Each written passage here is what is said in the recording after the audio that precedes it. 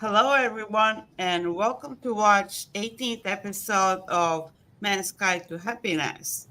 My name is Perrette, and I am a happiness expert.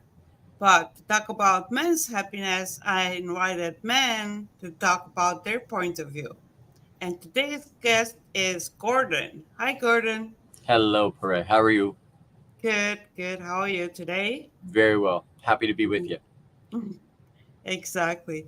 And tell us a little bit about yourself first. Okay. Gordon D. Melville. I live in Ontario, Canada, and I've married 31 years plus. I have three teen sons that are a going concern. But I'm a champion mindset mentor. I specialize in teaching men specifically, entrepreneurial men and pro athletes, how to tap into their emotional quotient, how to tap into tools and strategies that can help them be deal with the regular life stuff that we all feel every day, Mm-hmm. but don't know what to do with. And so that's just a little bit. Yeah, that's important. And that's why we're making this podcast for men's guide because men don't know usually their emotions as much as women do. True, very true. We Mm-hmm. still feel them though. That's the dichotomy of that is that we still feel the same emotions you do, but we don't know what to do with them, and we've always been taught don't show that emotion, don't look weak, don't cry, and so we sort of push it down, or we put it in a box and put it on a shelf and don't deal with it because we were always taught don't do that. The problem with that is we still have pain from that, whether we push it down or whatnot. So now we're trying to dull the pain. So drinking, smoking, drugs, alcohol, porn, whatever. The point is now it's just a coping mechanism we're using to try and cover up the pain instead of dealing with. And that's I go to the core of how do we get you to deal with the pain so that you and the emotion so that you don't have to have a coping mechanism to get through it. Mm-hmm. That's perfect. That's really, really needed. And I think one thing they hold it back, but they also don't know how to name those emotions. Very true.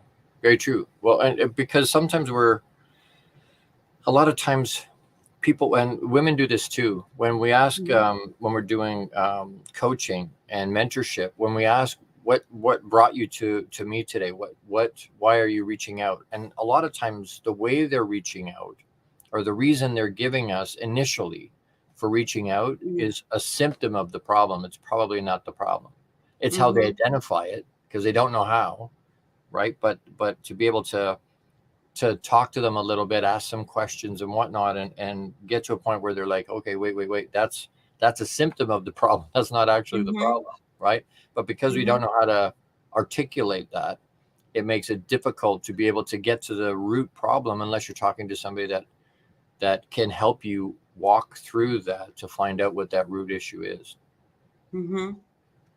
So when you work with men, do they usually what emotion is the main emotion that they usually feel? That's a great question. Very insightful, actually, because a lot of times we don't know. And Mm-hmm. so, right, I think for me, with thousands and thousands of people, guys that I've talked to or mentored, I think a lot of times it's the overwhelming one. I think is frustration, and the frustration is because they don't know how. Number one, how to identify, but then what to do with that. Right, where do I go to get help for that? Because I think that frustration covers up the underlying anger, the underlying sadness, the Mm-hmm. underlying, all these other things that are causing that frustration.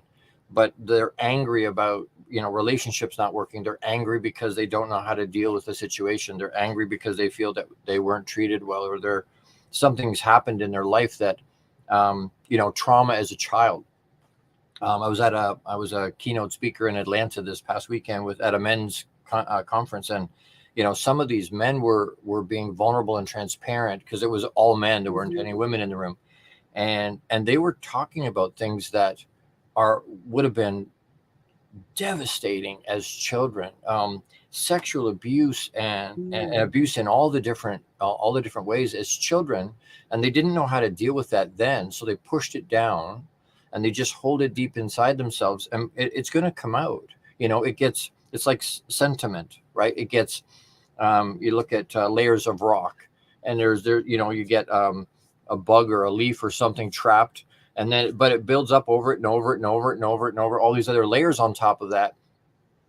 When we bury trauma, it is going to come out, and it's not going to come out in a happy way. It's going to come out in a very, very explosive, nasty way, because it's sort of rotting in there underneath. And when we don't address it, it bleeds into everything else. And we wonder, well, I'm doing all the right thing. Why is this not working? And it's because something underneath all of that is still sitting there that we need to deal with. And so, being able to get to that and be open to be able to allow that to happen takes a lot of courage. It really does. And I believe every man, we are women too, but we all have the courage to do that.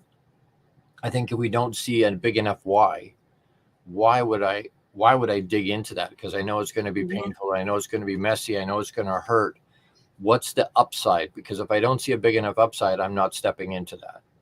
And so to give them, create a space that's safe and that they're not judged, that where they can open up and talk and share those things, again, with somebody that is trained to understand, hey, this is where we want that to go, and to help release that, right? Because once it's out, right, a lot of times if we can admit to ourselves that it happened, right, those traumatic things, that we need to deal with that. There were two gentlemen this past weekend that talked about sexual abuse from relatives when they were children, and that you hold that inside yourself, and it makes it really difficult to move past that.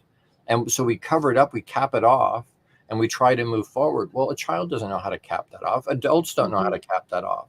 So being able to step through, and that's why I say, I think a lot of this stuff, what would be harbored inside of them emotionally after dealing with that as a child, because those emotions are sitting underneath. That anger may be really deep, or that hurt might be really deep inside them, that's been covered up for years.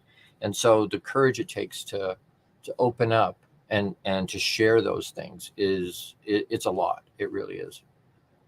Yeah. Like that, especially the courage and everything. But you were mentioning to like understand what is an other side of that. When you let it go, when you, for women and men the same way, when you let it go, that you're outside of your body and emotions and everything in your mind, Yeah, then you have the relief, and then you can start feeling the positive things and seeing the positive things that are around you. absolutely. Absolutely. Mhm. So that's cool as well.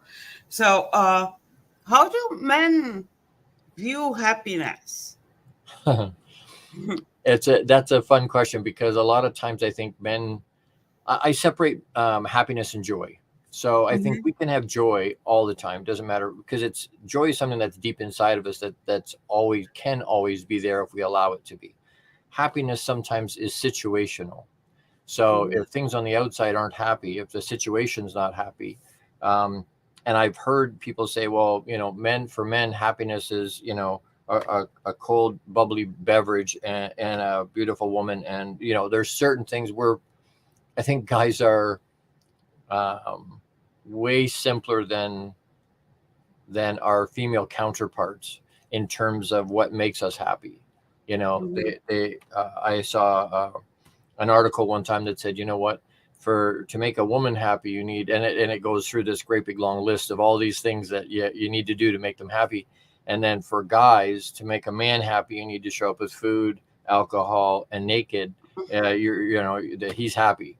But to that point, it's that happiness is something that, whether it's situational or whether it's something from deep inside of us, being able to put ourselves in a space that we enjoy what we're doing, we enjoy where we're being. And I think that's a big difference between, sometimes we're looking at what we're doing and going, Mhm. you know what, I don't like what I'm doing. So but we get stuck in that space of focused on doing, Mhm. instead of focusing on who we're being, because we're not human doings, we're human beings, right? So Mhm. being able to focus on who we're being and then make that what we want it to be, so then what we're doing then becomes an extension of who we're being, which can provide that happiness and fulfillment and all those things we're looking for. Mhm. If I think sometimes when even if we're doing happy things, we're doing things that, we're going to ball games, or we're playing sports, or we're hanging with our friends, or we're doing, even work stuff that we enjoy doing. Mhm. um, but if we're not being authentic to ourselves and who we really truly are, then all the things we're doing to try and make ourselves happy are hollow, because we're not happy underneath. We're not happy with who we're being, if that makes sense, right? Mhm. Because it's and then we're trying to do, what else can I do that can make me happy? And again, it just ratchets up and ratchets up. I try and do all that, and then we get into extreme stuff in terms of, I'm trying to make myself happy, and we're trying to overcome or step around those feelings in terms of who we're being. If I'm not happy with who I'm being, then it's going to make it really hard to be happy on the outside. Mhm. But I think also society has put so much pressure on what everybody else thinks happiness is. Yep. And that's what people trying to achieve instead of like finding out what makes them personally happy Right. and trying to reach that. Absolutely. But I think, and you're absolutely correct, society puts lots of expectation. They put lots of things and try and dictate what should make us happy. Right. But I think a lot of times we're not being authentically ourselves either. Right. So we put on a mask, we put on a face, or we play a character of who we think people are going to like, because we think if they don't know, if they Mm, know who I really truly am, they won't like me. Right. I won't get okay. love and attention. So I'm going to play a character that they will accept. And Mhm. and then when I put that on, once I can be authentically me, it gets Mhm. easier, because now I'm not trying to play a role. But it takes a lot of courage to do that. Most people, we have these Superman moments, and we put our hands on our hips and we go, I'm going to be unabashedly, unapologetically me. And if they like it, great. And if they don't like it, no problem. And then somebody we respect or love questions it, and we turtle and we put our mask back on and we go, nope, they're not going to Mhm. love me unless I'm this other person.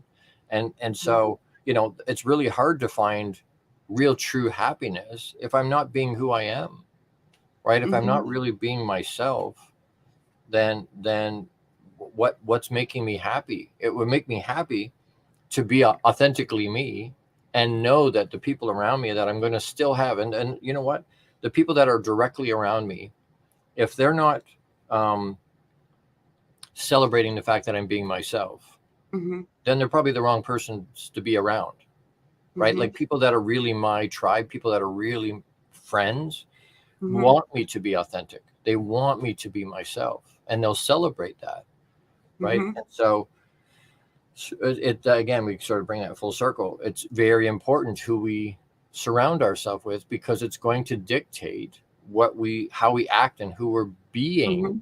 right? Or Yeah. do they allow me to be myself, or do they expect me to be a certain way? Well, I don't want to live up to anybody else's expectation. I want to be authentically myself, and be okay with that. And I think that's to your point, I think that's the linchpin of that. If I can be authentically me and let the chips Mhm. fall where they may, and be okay with that. If people go away, okay, that's on them. That's not on me. I'm being authentically me. If they can't deal with that or don't like that, no problem. And to be all right with that, right? I think sometimes we go, no, no, no, no. I want that person in my life. Mhm. So then I start to change who I am, or portray something different than who I really truly am. And that makes it hard to be happy, because we're frustrated that we can't be ourselves, right? Mhm. Mhm. If that makes And sense. yeah, it does.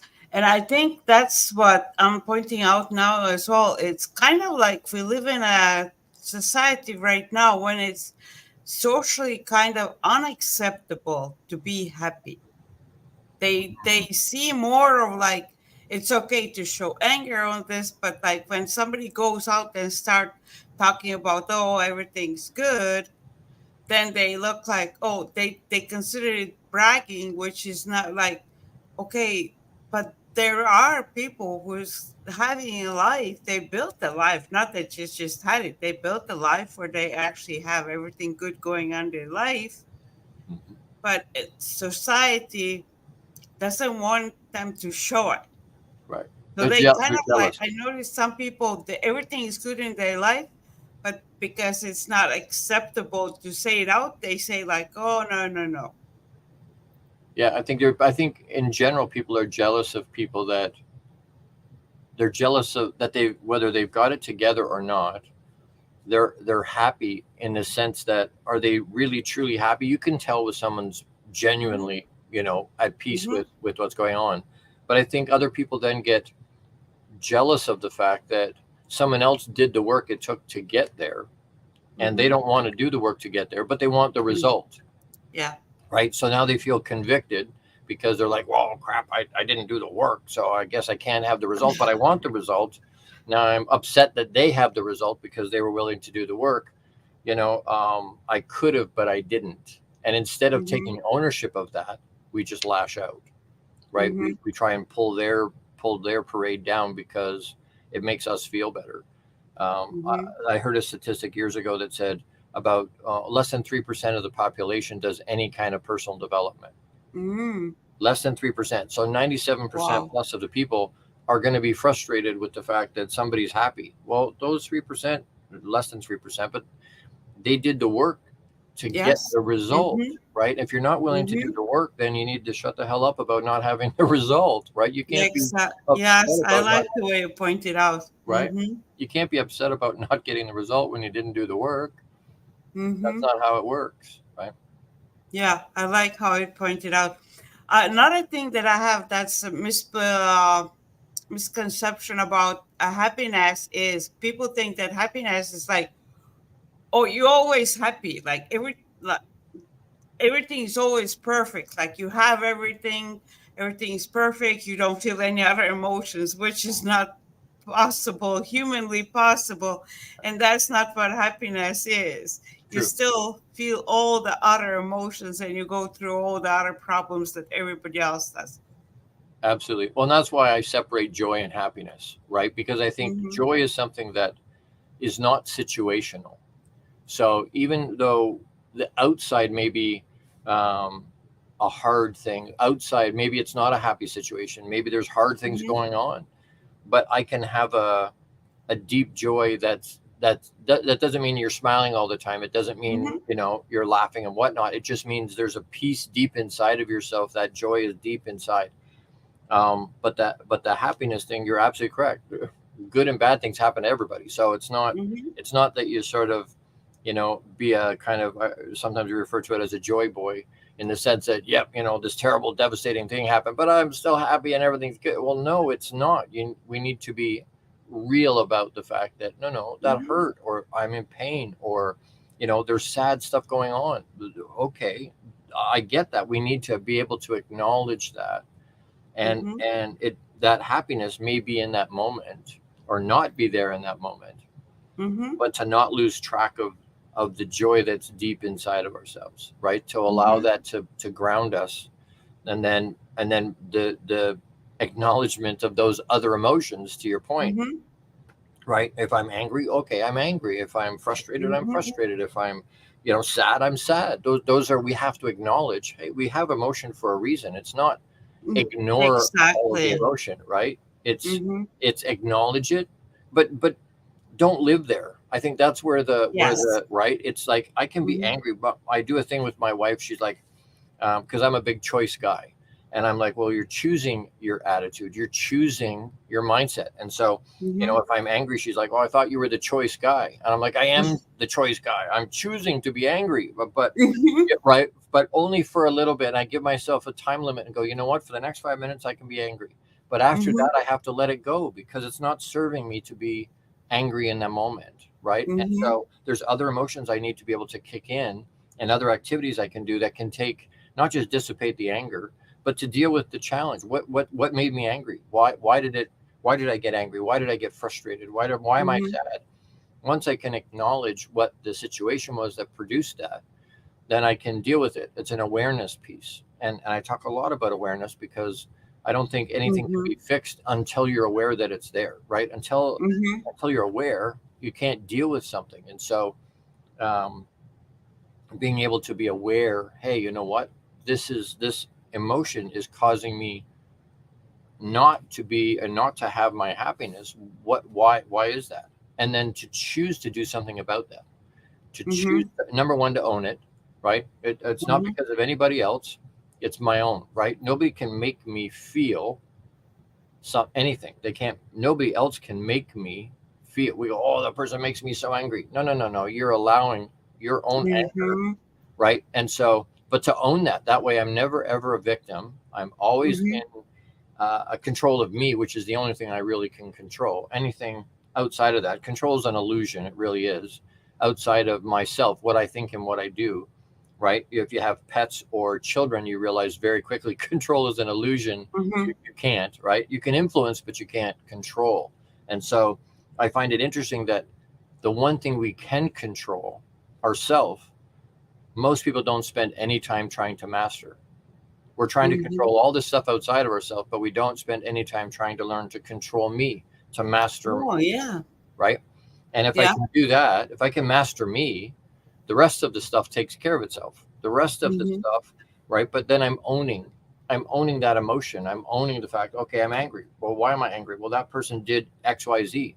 Great. But that has nothing to do with me. Even if it was something to me, that's still on them. It had nothing to do with me. So why am I angry? It's a thing where we talk about everybody has $86,400 in the bank every morning, and somebody steals $400, and we burn the other $86,000 because we're pissed off we lost the $400, Mm-hmm. right? And everybody goes, "Oh, that's crazy! You'd never do that." We do it all the time. Everybody has 86,400 seconds in a day, and somebody cuts us off in traffic, or somebody says something or does something that angers us, and we burn the rest of the day being frustrated and angry and pissed off at life in general, but at that person, we burn the rest of the day instead of going, no, no, no, no, that's ludicrous. I'm going to, okay, the 400 is gone, no problem. I'm Mm-hmm. going to choose to put it in a positive slant on. I'm going to own it. Nope, it's okay. It happened. It happened. It's now in the past. Let's move forward. And to own it and go forward with a different mindset that says, you know what?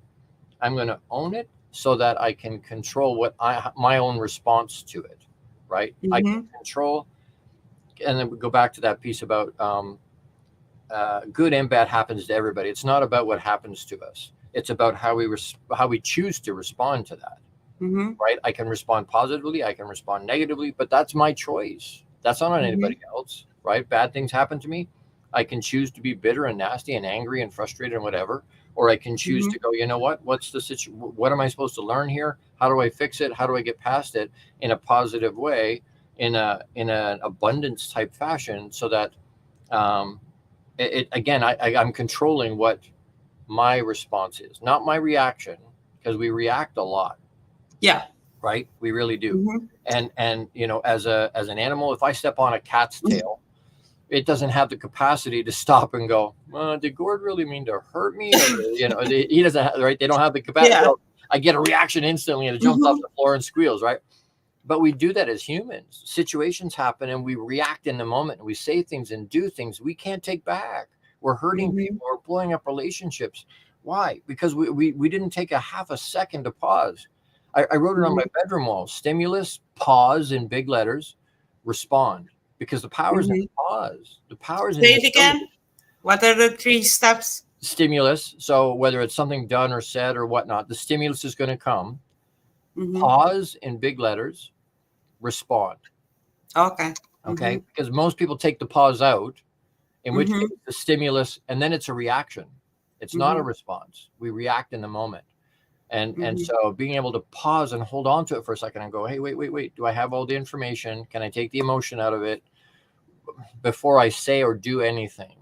Right? Mm-hmm. Because then it becomes a response. It becomes a measured, logical, even if there's still emotion attached to it, there's Mm-hmm. still it's a response as opposed to a reaction. And if we can choose to do that, we radically shift our life when we don't just sort of react all over the place, right? If we can, Mm-hmm. we can measure our response, but that requires mastery, control of ourself, of our Yeah, own that mind and emotion, right? that needs practice. Absolutely, it does. That is the Sure. practice part, and the more you practice, the easier it gets. Like after Right, a while, you don't even pay attention that you have to do it; right, you do it right. automatically. Well, again, Mm-hmm. I go back to the awareness, right? Once we're Mm-hmm. aware that it's like that, then I go from unconsciously incompetent because I don't know what I don't know. Then I become aware. Hey, Mm-hmm. I can deal with this. So then I become consciously incompetent. I know I don't know, right? Mm-hmm. But then it becomes a consciously competent, meaning I'm practicing. To your point, I'm practicing. I'm thinking about it. It's taking conscious thought, but I'm doing what I want to do. I'm holding on and pausing, but it takes conscious thought because I have to Mm-hmm. control it in the moment, right? Control myself in the moment. The situation happens, I'm thinking, no, wait, hold on, Mm-hmm. right? And then once I do that long enough, eventually I become unconsciously competent. I'm not thinking Mm-hmm. about it; it's just happening, and that's kind of the goal. That's where we Mm-hmm. want to get to, right? Mm-hmm. And that's when you're already starting. Like for me as well, I practiced for a long time, so now it's a living. I don't like you said. After a while, it just becomes a normal react. I like how you're saying response Response, instead of you responding instead of reacting, right? and the pause it just comes also automatically. Right. Well, that, Yeah, to your, and to your sometimes it still doesn't. right? Some moments We're it still humans, doesn't. absolutely, for And sure. if it doesn't, then I don't blame myself. It didn't, but Perfect. I also still take responsibility and I apologize. I say, Right. as soon as I catch myself that I Yep. reacted instead of responding, Yep.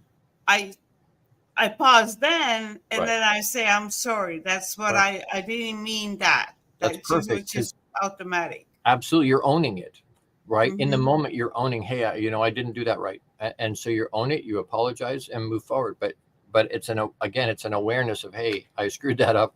I didn't hold on to that the way I needed to, and then you own it and apologize and move forward. It's perfect. Mm-hmm. I think that part is really difficult for a lot of people. I don't know if more, I think for both men and women, but I don't know if it's more harder for men to apologize and to acknowledge, to say that they did something wrong.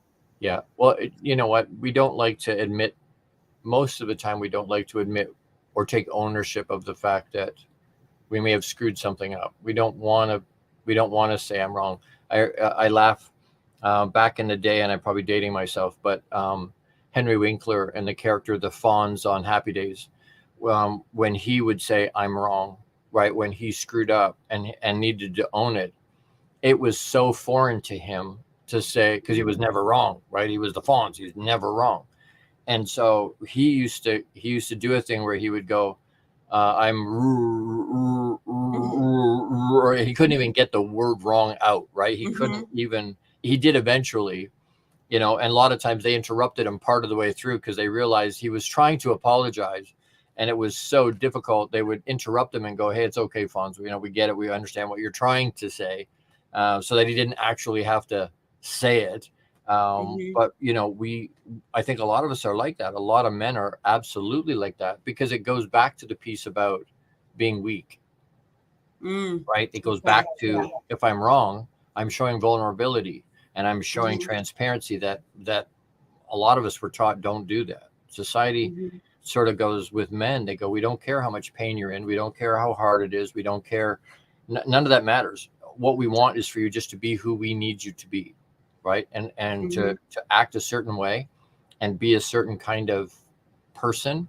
And if you can do that, great. The rest of the stuff doesn't matter. We don't care that you're hurting. We don't care that there's pain. We don't care that there's difficulty or that you're struggling. We don't care. We just need you to be who we need you to be. And so we say, you know what? All right. And you get people saying, I got to man up. I got to cowboy up. I got to just be. And they're acting a part. They're not actually doing. And so by saying, hey, I'm wrong or I'm sorry, it takes a level of courage and a level of awareness to do that, vulnerability to do that. And a lot of times we don't want to do that because it says, hey, you know what, I may not be perfect, and we don't ever want to admit that. Hmm. I think it's changing now It is. because more people are aware. I think now the new generations and even like the older generations, they changing as well because now they know better. They do, and you're right, for sure, it's changing. I think it's still a challenge because it's so ingrained, Hmm. and the fact that depression and suicide levels are at all-time high. So Yep. while we may be moving in a more positive direction in terms of it being more in the open and more okay to talk about, it's certainly not where it needs to be, because No. I think people, men or women, but especially men, because they don't want to be transparent and vulnerable. They don't know where to go to talk to somebody if they are struggling, because they don't want to admit that. Hmm. Right? The suicide rates are even higher. They don't want the shame and embarrassment and judgment, quite frankly, that comes with asking for help. So then they don't, and they're still, like I say, while it's heading in a positive direction, it's nowhere near. I was at a funeral. It's a couple months ago now, for a 13-year-old boy that didn't know what direction to turn. Well, great kid, really, really good kid, but nobody knew that he was struggling and that he was battling, and Hmm. again, awareness, right? We need to be able to talk about, as a suicide survivor myself, being able to talk about and share and be okay with that. Um, Being vulnerable and transparent, so that we can get past, so that as long as we keep burying this stuff and not talking about it openly, or shaming people that share it, because we were talking about that on the weekend with the guys. A lot of times when we get transparent and vulnerable, we step into that and have courage and do it, and then something happens where they take that information, so whoever we shared it with takes the information and either throws it back at us, or shares it with other people, or makes fun of it, or calls us, and we go, you know what, I'm not doing that anymore, right? Hmm. Because the experience with it wasn't positive. I don't like the feeling of sharing it. I was vulnerable and shared it, but then I'm made fun of, or I'm belittled, or I'm looked at differently because I shared it. As soon as that happens, we're not sharing anymore. And so, Hmm. creating a space and a culture where it's okay to ask for help, right? It's okay Hmm. not to be Hmm. okay, Hmm. but it's not okay to stay there, which I Yeah. think is a real catalyst piece, right? Being, for guys to know it's okay not to be all right. It's okay. That's there's not a problem with that. We all run through that, but it's not okay to stay there. We need to find Hmm. ways to make ourselves better, and to find ways to plug into to tools and strategies that can help us do a positive thing. And then for society to be able to go, you know what, you know, we're going to help you with that, and we're going to celebrate the fact that you were willing to be transparent and vulnerable. I think it's very interesting that we celebrate transparency and vulnerability in other people, right? When someone can share, and we celebrate that, wow, that's so courageous, thank you so Okay. much. But we see it as a weakness in ourselves, Hmm. right?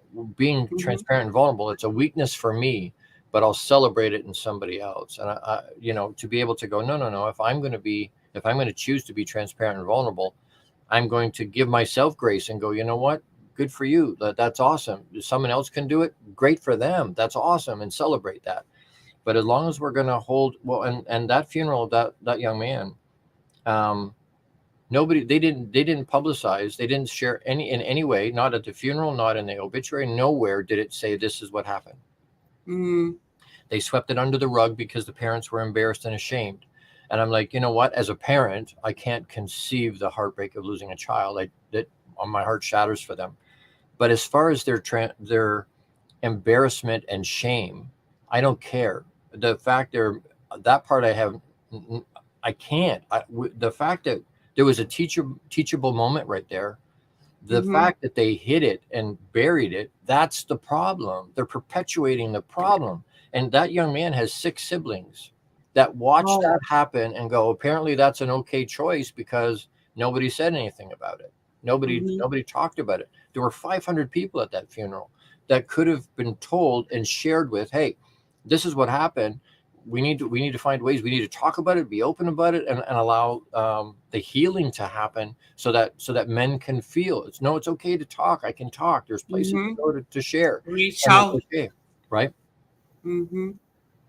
Yeah, definitely.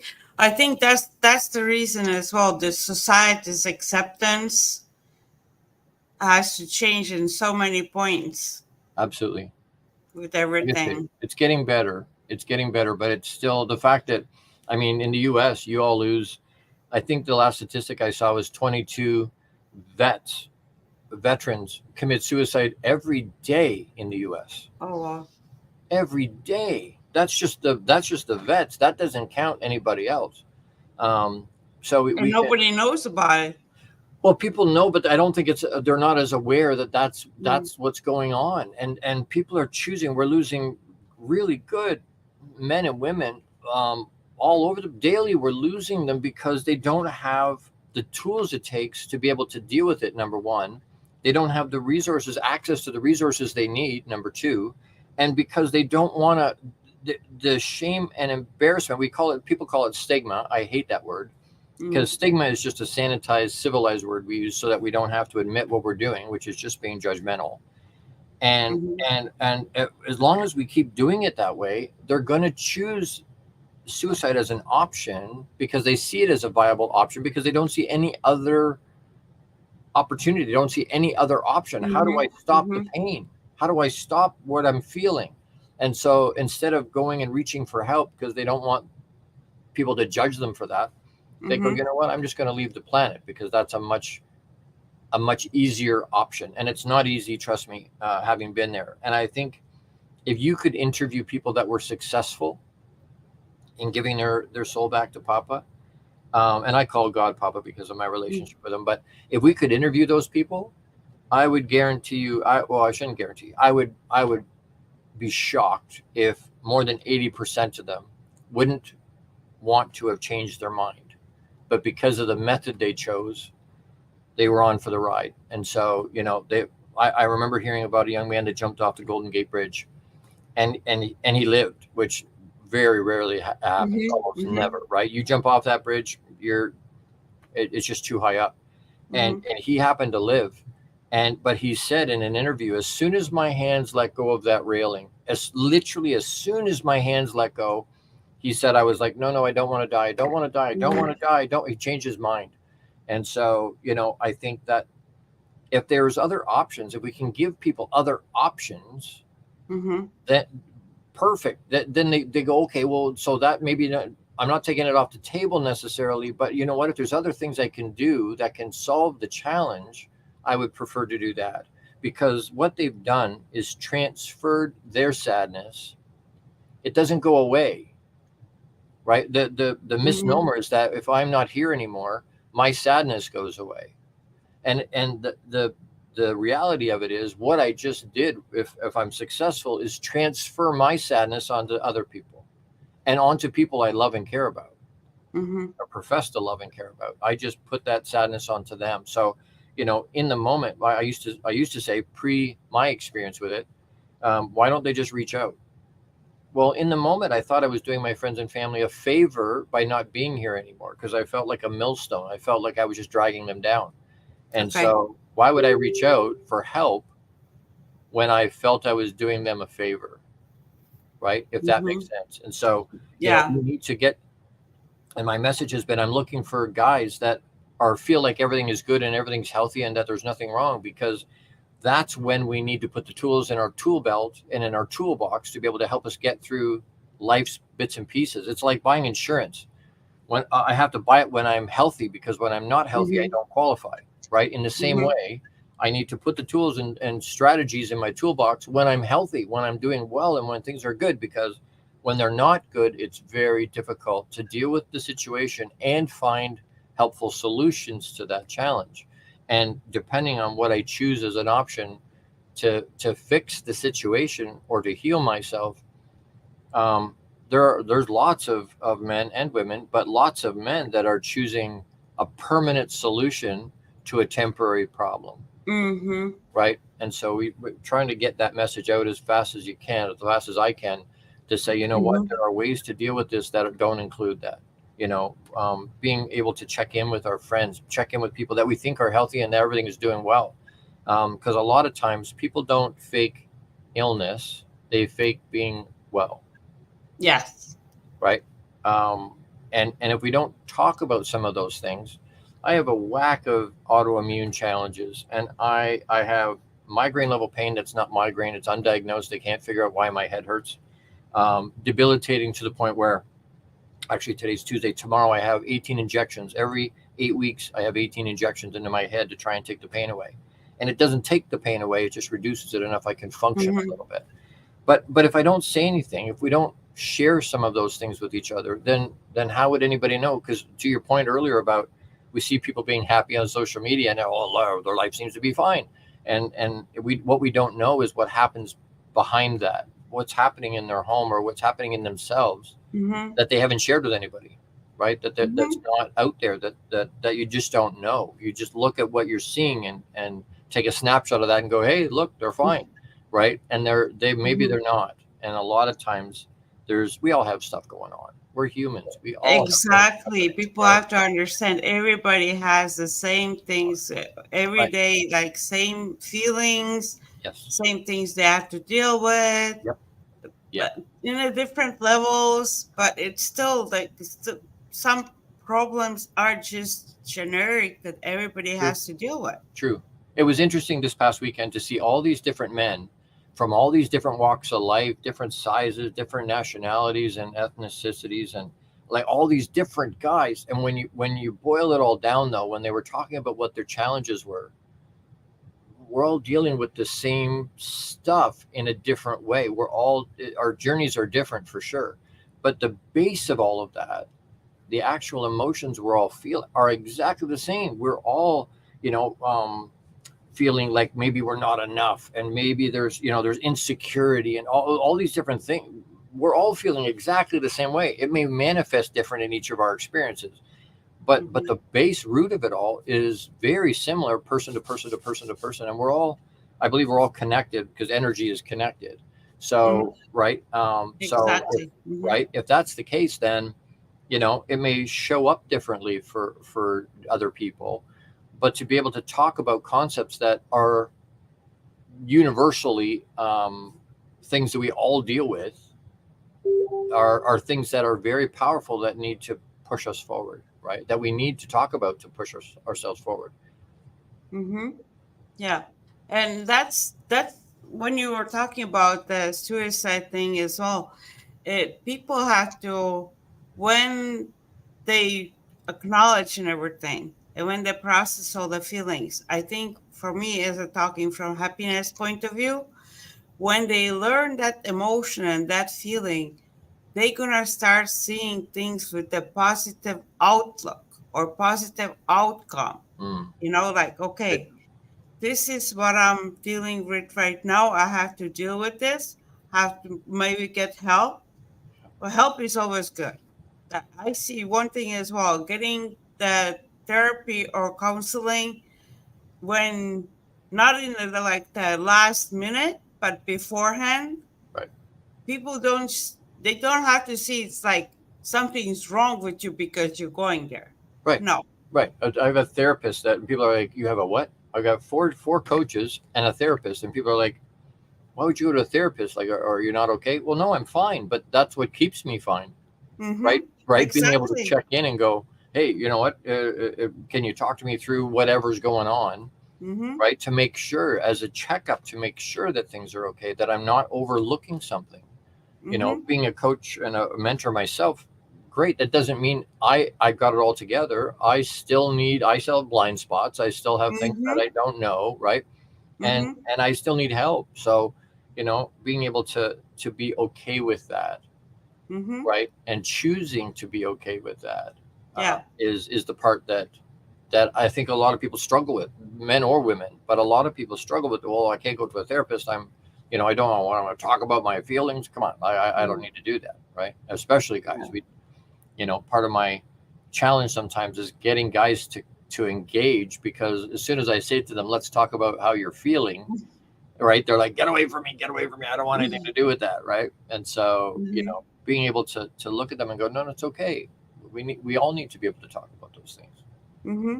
And there's reason as well why all the guy coaches and therapists, they have their own therapists and coaches as well, because sometimes you're able to ask yourself a lot of questions, but you don't see yourself from outside and you don't have the other experiences, so that other person can ask you a question that you have never asked, Right. and you're like, oh, I never thought about that. And Exactly right. then you see that point of view that you didn't know about before. Absolutely. It's an awareness, right? I was talking Mm-hmm. to a young man who's a world class fitness guru type person, online and in person. And we were talking at a break on the weekend, and we're back and forth about stuff. And he's like, I'm kind of stuck and I can't seem to get, and I'm like, okay, do you have a process with your clients? Oh yeah, yeah, I've got a process. I'm like, okay, so explain your process. So he did. And I'm like, okay. And do you find out as part of that process their why? Do you find out why they're looking to either reduce weight or get fit, or what do you find? Oh yeah, that why is so critical to. Great. I said, have you ever asked yourself that or gone through your own process? And he goes, oh, like it completely, it hadn't even occurred to him to go through his own. Why are you doing it? What's go through the process for you, Mm-hmm. like as what you would do with a client. And he's like, Gord, that's, he was almost in tears. He's like, I'd never thought of that, to do that on my own, to do my own process so that I would Mm-hmm. understand, why am I doing what I'm doing? Right? What's the point of that? And so, Mm-hmm. once he later in the day, he came back to me. He's like, Gord, I've been thinking about that. It's bringing up all this other stuff. I'm so excited about where my business is going to go, because, I'm starting to think about what my why is, where else I can plug in. It's creating all this other creative ideas that are just in 1,000 different directions, right? And I'm like, that's Mm-hmm. awesome, congratulations. But that's the benefit, to your point about a coach asking a question that you may not have thought of, right? Mm-hmm. What I read 5 to 7 books a month. I have for almost 35 years. And what I'm Mm-hmm. finding is, the more I learn, the more I realize and know I don't know. There's so much I don't know. And the more I learn, the more I go, crap, there's so much I don't know. Right. And but to be able to even admit that, most people don't want anybody to know they don't know. Mm-hmm. Right. They'll talk BS just to have something to say, so they sound like maybe they know what they're talking about, even when they have no idea what they're talking about, because they don't want to Mm-hmm. admit they don't know. Right. Mm-hmm. Yeah. So you mentioned books. Is there any book that you recommend specifically for men? Hmm. There's so many good I books. know there's so many, but like put out like one. um I mean, outside of our Bible, I guess that's the would be a good one to play, a good place to start. But the laws of success by Napoleon Hill was one that really impacted me, because it's those laws don't, they're the same as, scientific stuff. I can say gravity is crap, but if I step off my roof, it's going to affect me whether I believe in it or not, right? But Mm-hmm. the laws of success are exactly the same. Those laws are, whether I believe it or not doesn't really matter. Whether I'm aware of it or not doesn't matter. It doesn't Mm-hmm. change what is. And so, Mm-hmm. we all want to win the game of life, but a lot of people don't know what the rules are. We don't know Mm-hmm. how to get ahead. So that it's brilliant. The book is brilliant. In Mm-hmm. relationships, the relationship. Oh, you can't see that on there. That one, Mm-hmm. relationship roadmap. That's your book. That's one of my Mm-hmm. books. Yep. But yeah, that's in terms of relationships. There's some really, me and some friends, we put that book together. There's some really good advice in terms of, if you're starting a relationship, your fiance, you're just freshly married, or you've been married for 50, 60 years. Sometimes we get into ruts and we need advice and we need some tips on Mm-hmm. how to make it better. So that's a great book on relationships. I think I always thought about relationships as well. Instead of waiting until the relationship is in a trouble and go and get counseling and something like that, I Yep. think couples should get some kind of counseling right in the beginning, so they Yep. will start the road in a Absolutely. right way, Perfect. have their relationship set up to be success. Absolutely. There's things that a lot of, I've got a friend that wrote a book about, I think it's the 11 F's, like F is in Frank, that people need to know about. And he wrote that book after doing counseling with couples that had just gotten engaged before they got married, and he was sharing some of these things with them. And the one young lady, she leaned forward and she was crying, and he said, "Why are you crying?" And she goes, "I'm 25 years old. No one's ever told me any of these things. I haven't been taught any of this stuff. Why Mm-hmm. would somebody not have taught me these things?" Mm-hmm. And it's basic stuff, right? To your point, stuff about finances. Have you thought about how you're going to Mm-hmm. run that? About fitness, about friendship. Like, you have friends before we got together. I have friends. How are we going to deal with that? Or do you have to Mm-hmm. cut it all off, or how are we going to deal? So there's so many topics that um, that you don't think about. Mm-hmm. They say love is blind, but marriage is the eye opener, right? Mm-hmm. But to be able to say, hey, here's 11 different topics that you probably should look at before you commit each other to life. How are we going to deal with these things Mm-hmm. going forward, right? I was Yeah. talking to someone just earlier about, we have expectation for other people, and it's something I've taken out of my life as much as I possibly can, because an expectation, if I have an expectation for you, that has nothing to do Mm-hmm. with you. You didn't agree to that. Mm-hmm. I'm thinking, hey, she's got, my wife, I have no expectation for my wife. And people go, how is that possible? And I'm like, well, why would I have she wasn't involved with that. That's what I want. Why am I? And then I'm pissed off if Mm-hmm. she doesn't live up to that. Well, she had nothing to do with that. Why should Mm-hmm. she live up to something she hadn't know? So we talk about having an agreement. So we have an agreement, not an expectation. So that way it's a negotiated thing. She Okay. talks about it, Mm-hmm. I talk about it. We go, hey, so somebody asked me how often we fight. And I said, you know what? You could count on one hand the number of fights we've had in more than 31 years together, married, and still have fingers left. And it's not because I asked her. Is it because one of us is a doormat, or is it because we have some other mechanism built into our relationship that deals with it? And she goes, yeah, it's that. It's not. Neither one of us is a doormat. We have this Mm-hmm. agreement thing going, that allows us to live up to what we said we were going to do. So when a situation happens and we want to have a fight, or there's an argument, right? Mm-hmm. She does what she said she was going to do, and I do what I said I was going to do, and we come together, and there isn't. And so, Mm-hmm. being able to live up to, people will live up to their word as much as they can. They'll fight to live up to what they said they were going to do, right?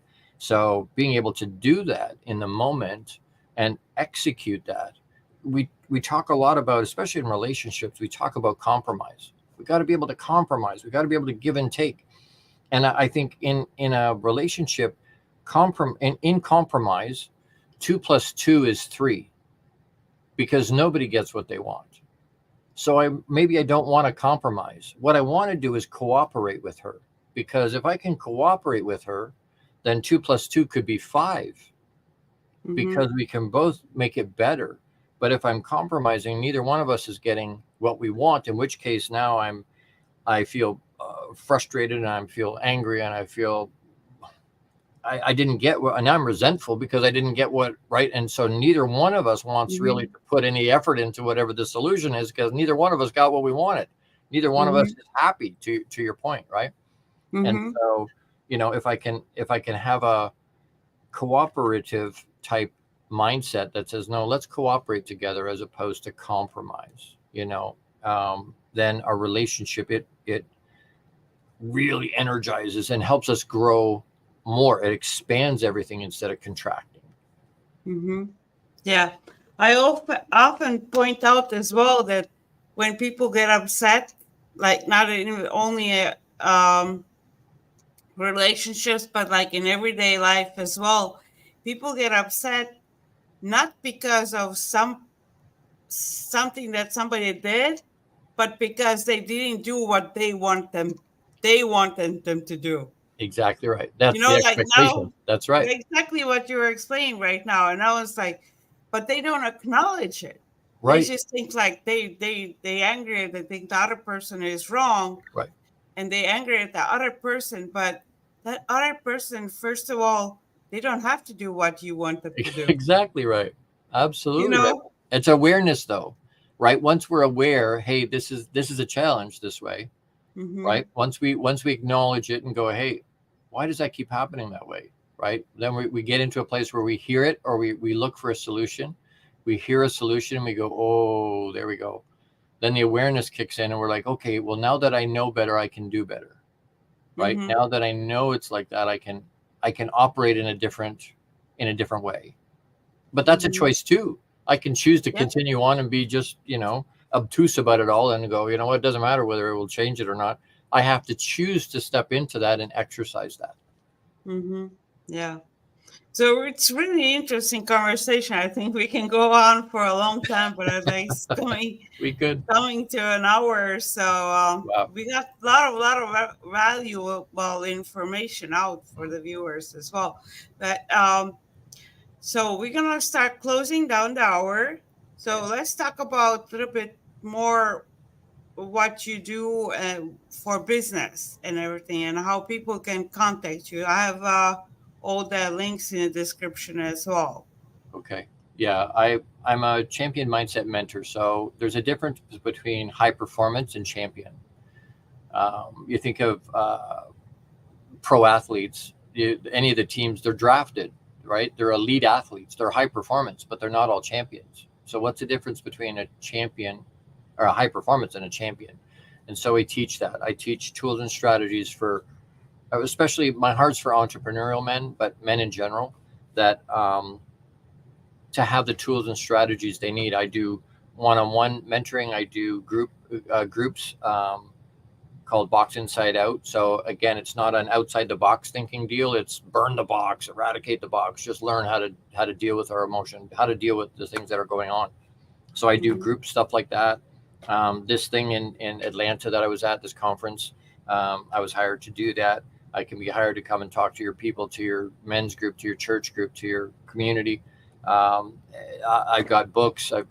There's lots of ways, but I've got Mhm. a nationally syndicated weekly live radio show, podcast, and TV show that goes out on more than 450 platforms globally. And you Mhm. can plug in, and my name's on the screen, but if you go to the long bearded guy, make sure you include but the long bearded guy on any social media platform, you'll run into me. The show is Fridays from noon to 1 Eastern Standard Time, and it's carried by Inspired Choices Network. It is the network that pumps it out onto all those platforms.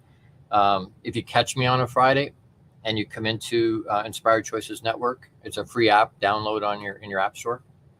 But if you get in from that way, you'll get into the chat. You can come into the chat room. You can interact with me during the show. You can come into my live studio audience if you want to. And I get between 4,000 and 6,000 people watch and listen to that show every week. So I love to do it, but I literally am teaching um, concepts around that kind of thing. Men and women tune in, so it's not a gender specific deal. I don't Mhm. think women have the market cornered on all the good ideas in terms of dealing with their emotions, and not all men don't have any. Like there are Mhm. men that have emotional intelligence, so but to be able to learn bits and pieces and increase our tools, you can plug in that way as well.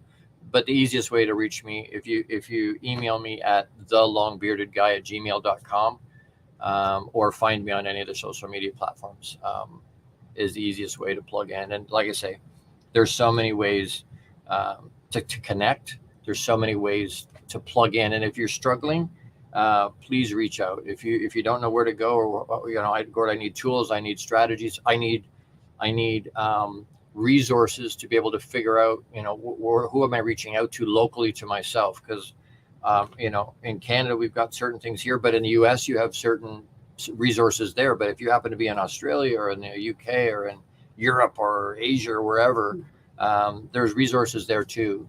And certainly with the internet, there's so much Mhm. available to people globally that you can plug into.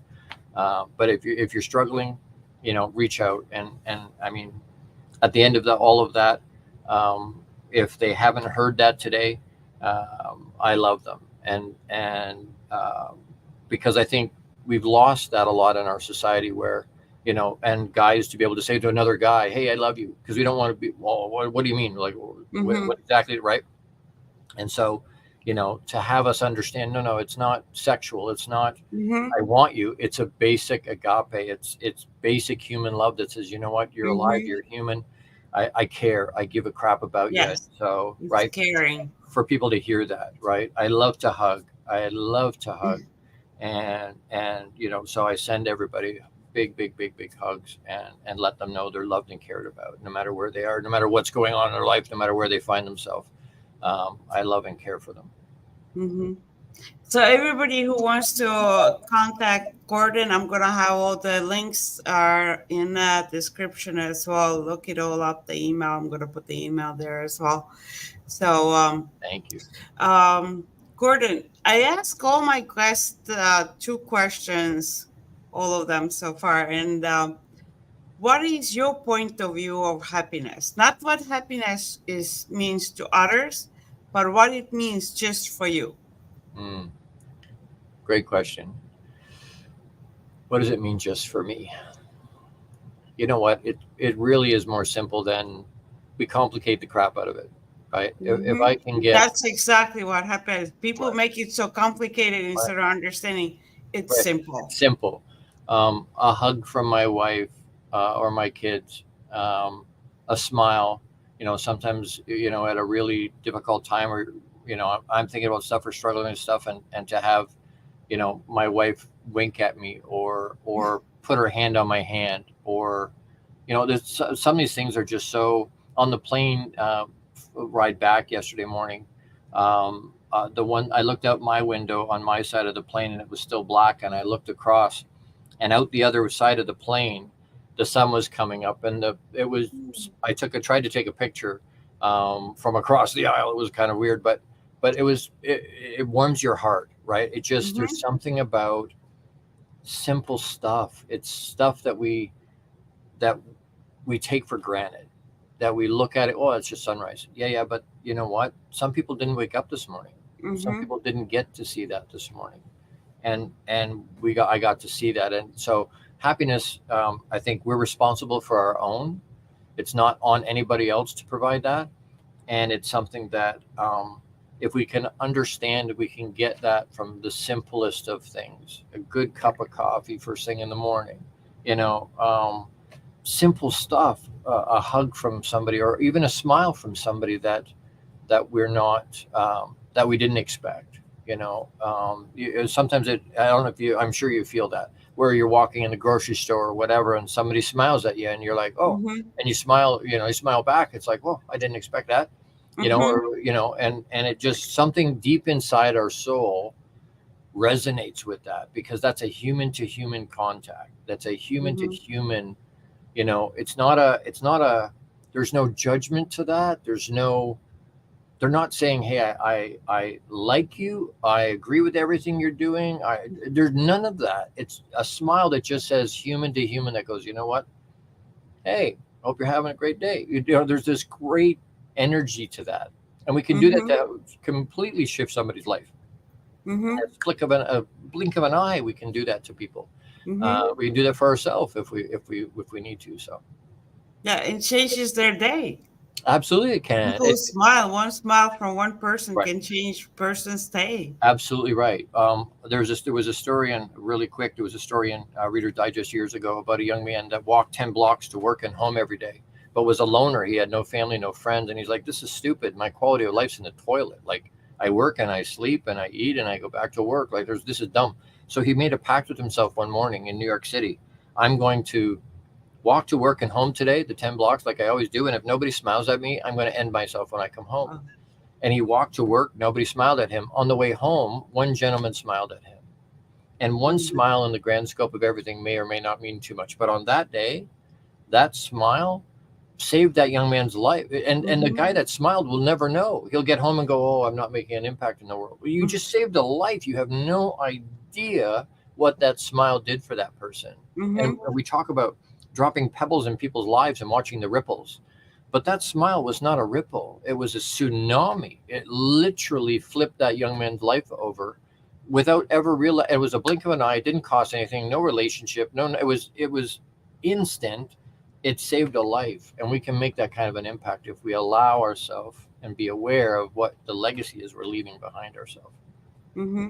And that's how I point out to people, that's how you create happiness. Absolutely. Yeah, because we are able to create happiness for ourselves, for people around us, and for the world. Beautiful. Mm-hmm. Beautiful. Okay. You kind of already answered the other question that I usually ask, like some simple item or something that brings you happiness. But you said items, but how about some kind of activity that makes you feel happy? Mm. Mm. Time with family always does that for me. Is probably the biggest one. There's such a grounding to that, right? There's Mm-hmm. such a it's something that being giving ourselves the gift of being present in the moment is something that I think we lose a lot of. When we're at work, we lament we're not at home, and when we're at home, we lament we're not at work. So we're really not present in either side. If we can give ourselves the gift of being present, right where we are in that moment, that's a situation. No matter where we are, that's a situation that I think can give us happiness if we choose to allow that. Mm-hmm. If that makes sense. Yeah, it does. Okay, we're gonna end on this note as well. And everybody who's watched and watching, watch the other episodes as well. Mm. And I always say, don't just take it as information, apply it and take action. Apply it and take action, because just knowing it is not going to change your life. Taking action is going to change your life. So, Absolutely right. yeah. For sure. They Thank say you. the road to hell is paved with good intention. It's not the good intention that was the problem. It's that nobody actually did anything with it. They didn't Mm-hmm. execute on that good intention. Knowledge is Mm-hmm. not power. Applied knowledge is power. Mm-hmm. Okay. Got to do Thank it. you so much, Gordon. Thank you. Thank And you. thank you for all the viewers. And everybody, enjoy your day and apply everything that you learn. Mm, Thank absolutely. you. Bye. Make it a great one.